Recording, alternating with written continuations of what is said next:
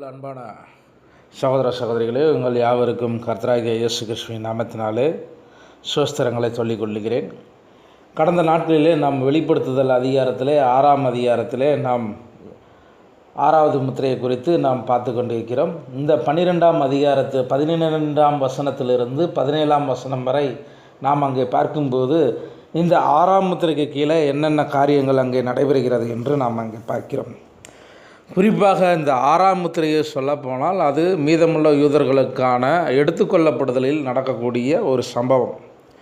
அந்த 1,44,000 யூதர்களை எடுத்துக்கொள்வதற்கு கடைசி வாரத்தில் தானியேல் சொல்லப்பட்ட 70வது வாரத்தில் நடக்கக்கூடிய ஒரு சம்பவத்தை நாம் அங்கே பார்க்கிறோம்.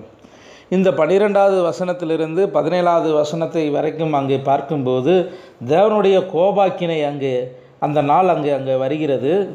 அந்த நாளிலே வானம் ஒரு சுருட்டப்பட்ட ஒரு புத்தகத்தை போல் அங்கே காணப்படுகிறது. சூரியன் அங்கே கருத்து காணப்படுகிறது. இந்த சந்திரனானது இரத்தம் போல் அங்கே மாறுகிறது என்று நாம் பார்க்கிறோம். நட்சத்திரம் அங்கே விழுந்து போகிற காரியத்தை அங்கே பார்க்கிறோம். இப்பொழுது இந்த சூரியன் என்பது ஒரு கிறிஸ்து என்று அங்கே நாம் பார்க்கிறோம். அந்த கிறிஸ்துவானது அது ஒரு கருத்து போன ஒரு உதாரணத்துக்கு அங்கே நாம் பார்க்கிறோம். சந்திரனானது ஒரு சபைக்கு முன்னடையாளமாக அங்கே நாம் பார்க்கிறோம். அது இருளான ஒரு சூழ்நிலையில் இருக்கக்கூடிய இரத்தமாய் மாறி இருக்கிறதை போல அங்கே நாம் சபையை பார்க்கிறோம். இந்த நட்சத்திரமானது இந்த தூதர்களை அங்கே குறிக்கிறது. அவர்கள் விழுந்து போன ஒரு சூழ்நிலையிலே எந்தெந்த காலகட்டங்களிலே அவர்கள் விழுந்து போய் இருக்கிறார்கள் என்பதை குறித்து அந்த இடத்துல அங்கே சொல்லப்பட்டு பார்க்கிறோம். இப்பொழுது இந்த 6வது முத்திரையிலே இங்கே சம்பவம் என்ன நடக்கப் போகிறது என்றால் 1,44,000 மீதமுள்ள யூதர்களை ரட்சிப்பதற்காக ஆண்டவர் அங்கு 2 சாட்சிகளை அங்கே அனுப்புகிறார் என்று நாம் பார்க்கிறோம்.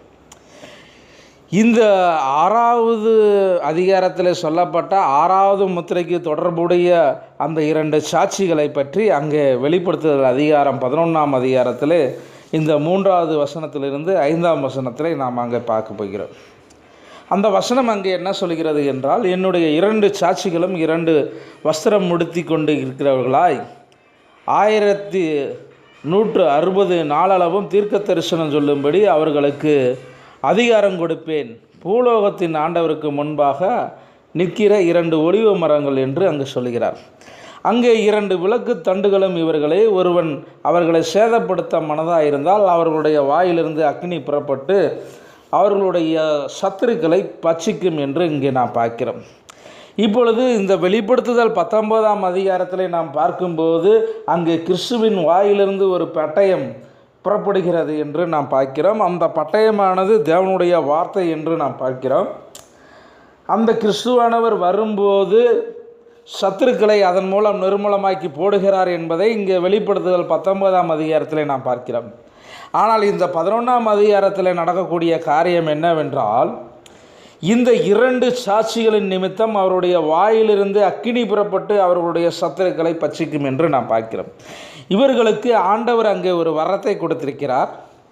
அவர்கள் வாயிலிருந்து ஒரு அக்கினியை, அவர்களுக்கு விரோதமாக செயல்படக்கூடிய மனிதர்களுக்கு அவர்கள் சத்துருக்களை பட்சிக்கும்படியாக கர்த்தர் அவருடைய வாயிலிருந்து அக்கினி புறப்பட்டு அவர்களுடைய சத்துருக்களை பட்சிக்கக்கூடிய ஒரு அதிகாரத்தை அங்கே கொடுத்திருக்கிறார் என்று நாம் பார்க்கிறோம். அப்பொழுது அவர்களை சேதப்படுத்த ஒருவன் மனதாக இருக்கிறானோ அவன் அப்படியே கொல்லப்பட வேண்டும் என்று இந்த 2 சாட்சிகளை குறித்து அங்கே வெளிப்படுத்துதல் 11ஆம் அதிகாரத்தில் நாம் இங்கே பார்க்கிறோம். இந்த அக்கினி என்ன என்பதை குறித்து நாம் பார்க்கும்போது அது தேவனுடைய வார்த்தையின் பட்டயமாக அங்கே காணப்படுகிறது. அந்த காரியத்தை இங்கே 2 தீர்க்கதரிசிகள் அங்கே செய்கிறார்கள். இந்த 11ஆம் அதிகாரத்தை முழுமையாக நாம் படிக்கும்போது அந்த எலியாவின் ஆவியும் மோசேவின் ஆவியும் கொண்ட 2 சாட்சிகள் சரியாக அவர்கள் மீதமுள்ள 1,44,000 நபர்களுக்கு அவர்கள் ஊழியத்தை அங்கே செய்கிறார்கள்.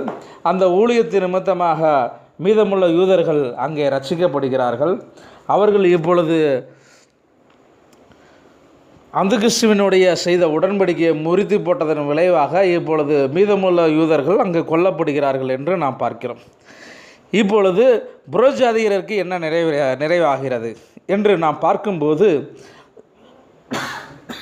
இந்த புறஜாதியுடைய ரட்சிப்பு நிறைவாகும் வரைக்கும் இஸ்ரவேலருடைய ஒரு பங்கு மிகவும் கடினமானதாக இருக்கும் என்று ஆண்டவர் அங்கே ரோமர்கள் எழுதின புத்தகத்தில் சொல்லியிருக்கிறார். அதே போல் இப்பொழுது யூதர்களுடைய ரட்சிப்பு அங்கே நிறைவாகும் வரைக்கும் புறஜாதியர்கள் அவருடைய கண்கள் குருடாக்கப்படும் என்று இங்கே நாம் பார்க்கிறோம். எப்பொழுது ஆண்டவர் மீதமுள்ள யூதர்களுக்கு கடைசி வாரத்தில் உபத்திர காலத்தில் அங்கே திரும்புகிறாரோ அப்பொழுது புறஜாதியருடைய ரட்சிப்பு அங்கே நிறைவு செய்யப்பட்டு கதவு, கிருபாசனத்தின் கதவு அங்கே அடைபட்டிருக்கும் என்ற நிலைமையிலே நாம் அங்கே பார்க்கிறோம். இப்பொழுது ஆண்டவர் இதே காரியத்தை அங்கே செய்து கொண்டு தேவனுடைய வார்த்தை அங்கே வருகும்போது அவர்கள் தீர்க்க தரிசனம் சொல்லுகிறார்கள். அவர்கள் அந்த நாட்களிலே மழை பெய்யாதபடிக்கு வானத்தை அவர்களுக்கு அடைக்க அவர்களுக்கு அதிகாரம் அங்கே இருக்கிறது என்று பார்க்கிறோம். அவர்கள் தண்ணீரை இரத்தமாக அங்கே மாற்றுகிறார்கள். தங்களுக்கு வேண்டும் போதெல்லாம் பூமியை சகலவித வாதைகளாலும் வாதிக்க அவர்களுக்கு அதிகாரத்தை அங்கே ஆண்டவர் கொடுத்திருக்கிறார். இப்பொழுது இந்த 6ஆம் முத்திரையின் கீழே கடைசி உபத்திர காலத்திலே ஆண்டவர் 2 சாட்சிகளுக்கு இயற்கையின் மீது ஒரு அதிகாரத்தை கொடுத்து அந்த 2 சாட்சிகளை இந்த பூமிக்கு அனுப்புகிறார் என்று நாம் அங்கே பார்க்கிறோம். இவர்களை யாராவது சேதப்படுத்த முயன்றால் அவர்கள் கொல்லப்பட வேண்டும் என்று இங்கே வேதம் சொல்லுகிறது. ஆனால் அவர்களை மனிதர்கள் இந்த பூமியிலே அவர்கள் ஒன்றும் செய்ய முடியவில்லை. இந்த பூமியிலிருந்து ஒரு மிருகம் எழும்பி அவர்களை ஜெயம் கொண்டது என்றுதான் இந்த வேதத்தில் நாம் படிக்கிறோம். அந்த வெளிப்படுத்துதல் புத்தகத்தில் நாம் 11ஆம் அதிகாரத்தில் நாம் பார்க்கும்போது சரியாக அந்த அவர்கள் தீர்க்க தரிசனம் சொல்லி வருகிற நாட்களில் மழை பெய்யாதபடிக்கு வானத்தை அடைக்க அவர்களுக்கு அதிகாரம் இருக்கிறது. அவர்கள் தண்ணீர்களை இரத்தமாக மாற்றுகிறார்கள். தங்களுக்கு வேண்டும் போதெல்லாம் பூமியை சகலவித வாதைகளாக வாதிக்க அவர்களுக்கு அதிகாரம் உண்டு. அவர்கள் தங்கள் சாட்சியை சொல்லி முடித்திருக்கும் போது பாதாளத்தில் இருக்கிற மிருகம் அவர்களோடு யுத்தம் செய்து அவர்களை ஜெயித்து அவர்களை கொன்று போடும். அவர்களுடைய உடல்கள் மகா நகரத்தின் விசாலமாகிய வீதியிலே கிடக்கும். அந்த நகரம் சோதம் என்றும் எகிப்து என்றும் நாணமாய் சொல்லப்படும். அதிலே உம்முடைய கர்த்தரும் சிலுவையில் அறையப்பட்டார் என்று நாம் இங்கே பார்க்கிறோம். ஆகவே இந்த இடத்திலே பார்க்கும்போது அந்த 2 சாட்சிகளை பாதாளத்திலிருந்து எழும்பி வருகிற மிருகம் அவர்களை ஜெயம் கொண்டது என்று நாம் பார்க்கிறோம். ஆனால் முடிவில் என்ன நடந்தது என்றால் அன்று 3 நாட்கள் கழித்து அந்த தீர்க்க தரிசிகள் எழுந்து அவர்கள் பரமதேசத்திற்கு சென்றார்கள் என்று நாம் இந்த வேதத்திலே நாம் பார்க்கிறோம். அந்த 2 தீர்க்க தரிசிலும் பூமியின் குடிகளை வேதனைப்படுத்தினபடியினால் அவர்கள் நிமித்தம் பூமியிலே குடியிருக்கிறவர்கள் சந்தோஷப்பட்டார்கள். கலிகூர்ந்து ஒருவருக்கொருவர் வெகுமதிகளை அனுப்புவார்கள் என்று நாம் பார்க்கிறோம். இந்த 3 நாட்களுக்கு பின்பு அவர்கள் மரித்த பின்பு தேவனுடத்திற்கு ஜீவ ஆவி அவர்களுக்குள்ளே பிரவேசித்த போது அப்பொழுது அவர்கள் காலூன்றி நின்று அவர்களை பார்த்தவர்களுக்கு மிகுந்த பயம் உண்டாயிற்று என்று நாம் பார்க்கிறோம். இப்பொழுது சம்பவம் என்ன நடக்கிறது என்றால் 2 தீர்க்கதரிசிகள் கொல்லப்படுகிறார்கள். ஜீவனுடைய ஆவி கர்த்தருடைய சமூகத்திலிருந்து வருகிறது. இப்பொழுது அவர்கள் ஜீவ ஆவியை பெற்று அவர்கள் உயிர்ப்பித்து அவர்கள் பரலோகத்திற்கு செல்கிறார்கள். இப்பொழுது பூமியிலே வேதனை அதிகமாகிறது என்று நாம் இந்த வசனத்தை கொண்டு இந்த 6ஆம் முத்திரையை கொண்டு தொடர்பு படுத்தி சொல்ல முடியும். இப்பொழுது தேவனுடைய வார்த்தையை அங்கே அவர்கள் சரியாக அங்கே நிரூபிக்கிறார்கள். அதே போல் ஆண்டவர் இங்கே 19ஆம் அதிகாரத்தில் வரும்போது அவருடைய வாயிலிருந்து வருகின்ற ஒரு அக்கினி பட்டயத்தினாலே அங்கே சத்துருக்களை நிர்மூலமாக்கிறார் என்று நாம் பார்க்கிறோம். இப்பொழுது இந்த காரியத்தை 6ஆம் அதிகாரத்தில் இந்த 6ஆம் முத்திரையிலே நாம் பார்க்கும்போது இவர்கள் எதற்காக பர்வதங்களிலும் குகைகளிலும் ஒளிய வேண்டும் என்று பரியாசம் செய்த நபர்கள், மனுஷகுமாரனாகிய வந்த ஆண்டவரை அவர்கள் அந்த காலத்திலே பரியாசம் செய்தார்கள். இப்பொழுது அவர் நியாயபதியாக இங்கே வருகிறார். இப்பொழுது 6ஆம் முத்திரையிலே வரும்போது ஆட்டுக்குட்டியாரவருடைய கோபாக்கினியை அவர்களால் பார்க்க முடியவில்லை. இப்பொழுது மலைகளிலும் குகைகளிலும் அவர்கள் பதுங்கிக் கொள்கிறார்கள், வழிதெடுகிறார்கள் என்று இந்த வசனம் நமக்கு அங்கு கற்றுத்தருகிறது என்று பார்க்கிறோம். இப்பொழுது இதைத்தான் இந்த ஏசாயானவன் அங்கே சரியாக சொல்லுகிறான். அவனுடைய 13ஆம் அதிகாரத்தில் பார்க்கும்போது 6ஆம் வசனத்தில் அங்கே பார்க்கும்போது அவன் அங்கே இந்த 6ஆம் முத்திரையை குறித்து அங்கே ஒரு காரியத்தை தெளிவாக சொல்லுகிறான். அலறுங்கள், கர்த்தரின் நாள் சமீபமாக இருக்கிறது, அது சர்வ வல்லவருடையிலிருந்து மகா சங்காரமாய் வரும் என்று அங்கே சொல்லுகிறான். இந்த கிறிஸ்து தோன்றுவதற்கு சரியாக 713 ஆண்டுகளுக்கு முன்பாக இந்த 6ஆம் முத்திரையை குறித்த ஒரு தீர்க்க தரிசனத்தை அந்த இளம் தீர்க்க தரிசியாகிய அந்த ஏசாயா அவன் முன்னறிவிக்கிறான்.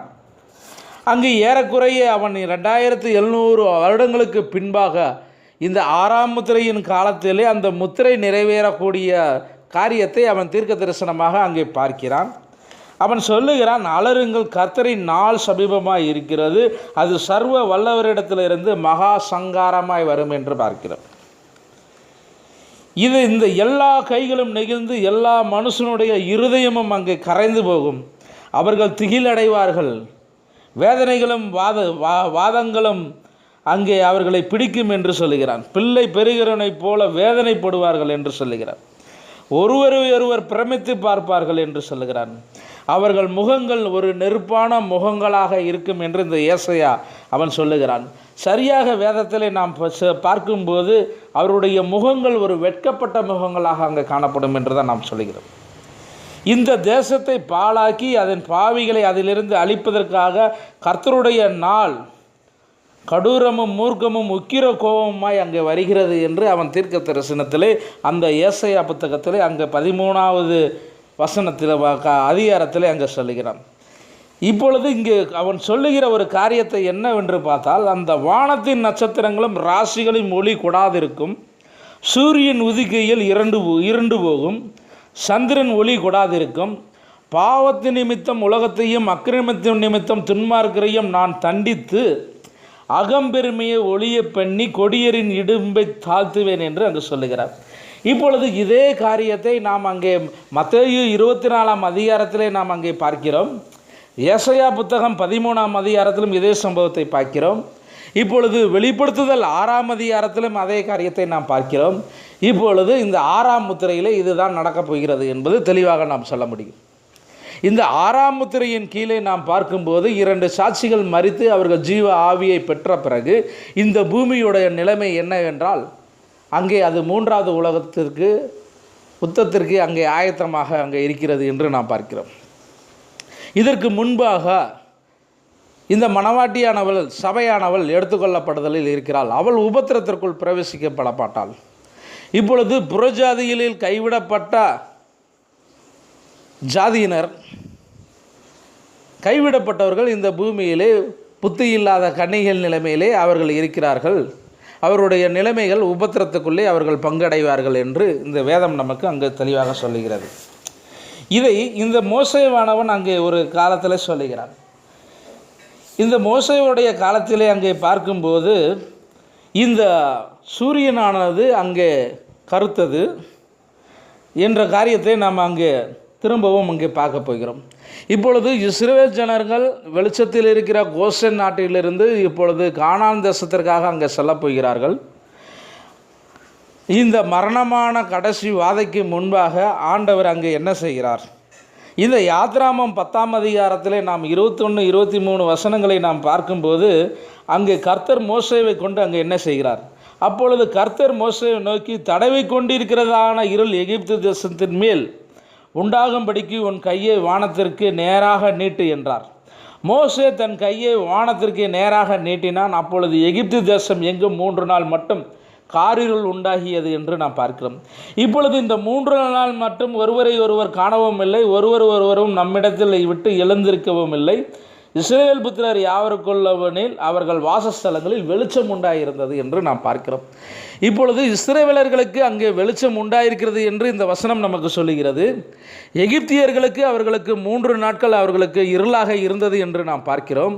இப்பொழுது சம்பவம் என்னவென்றால், எகிப்து தேசத்திலிருந்து இஸ்ரேல் ஜனங்கள் அவர்கள் வெளியே புறப்பட்டு கானான் தேசத்தை சுதந்திரித்து கொள்வதற்காக புறப்படுகிற சமயத்திலே தேவன் அங்கே இருளை கொண்டு வந்தார்.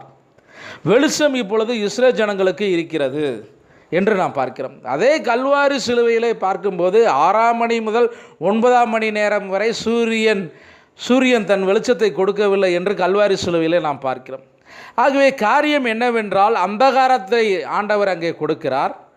ஆனால் கர்த்தருக்குள்ள இருக்கக்கூடிய பிள்ளைகளுக்கு ஆண்டவர் வெளிச்சத்தை எங்கே கொடுக்கிறார் என்று நாம் பார்க்கிறோம். இந்த மீதமுள்ள யூதர்கள் 1,44,000 பேர்கள் மீட்கப்படுவதற்காக கர்த்தர் இந்த 6வது முத்திரையை அங்கே திறக்கிறார் என்று நாம் பார்க்கிறோம்.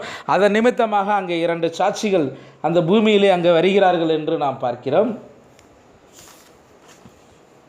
இப்பொழுது இந்த வலு சர்ப்பமானது இங்கே இந்த இஸ்ரவேலர்கள் கோபம் கொண்டு அவர்கள் வாயிலிருந்து ஒரு நதி போன்ற ஒரு வெள்ளத்தை அங்கே ஊற்றி விடுகிறது என்று இந்த வெளிப்படுத்துதல் 13ஆம் அதிகாரத்தில் தொடர்போடு நாம் பார்க்கிறோம். இப்பொழுது அந்த இஸ்திரியின் சந்ததியான மற்றவர்களோடு அது யுத்தம் பண்ண போகிறது என்று நாம் பார்க்கிறோம். இஸ்ரவேல் தன்னுடைய உடன்படிக்கையை அவர்கள் முறித்து போடும்போது இந்த இஸ்திரியின் சந்ததியான மற்றவர்களுடன் அந்த வலு சர்ப்பமானது அங்கே யுத்தம் செய்ய புறப்படுகிறது என்று இந்த 6வது முத்திரையிலிருந்து நாம் பார்க்கிறோம். ஏன் ஆண்டவர் அங்கே இஸ்ரவேலரை அவர்களை எகிப்திலிருந்து விடுவிக்கும் போது சூரியன் அங்கே கருக்கிறது. இப்பொழுது உபத்திர காலத்தின் முடிவிலே அங்கே வரும்போது 1,44,000 பேரை ஆண்டவர் அங்கே விடுவிக்கும் போது அங்கே 2ஆம் முறை சூரியன் அங்கே கருக்கிறது என்று நாம் இங்கே தொடர்படுத்தி பார்க்கிறோம். ஆகவே இது இயற்கைக்கு தொடர்புடைய ஒரு முத்திரையாக இங்கே நாம் பார்க்கிறோம். இந்த முத்திரையிலே தேவன் அங்கு மீதமுள்ள இஸ்ரவேலரோடு இடைபடுகிறார் என்று நாம் பார்க்கிறோம். இந்த நாட்களிலே நாம் இதோடு இந்த 6ஆம் முத்திரையை நாம் இந்த 6வது அதிகாரத்தோடு நிறைவு செய்து வரக்கூடிய நாட்களிலே 7ஆம் அதிகாரத்தை பற்றி தியானிக்கப் போகிறோம். கர்த்தர் தாமே இந்த வார்த்தையை ஆசீர்வதிப்பாராக. ஆமென்.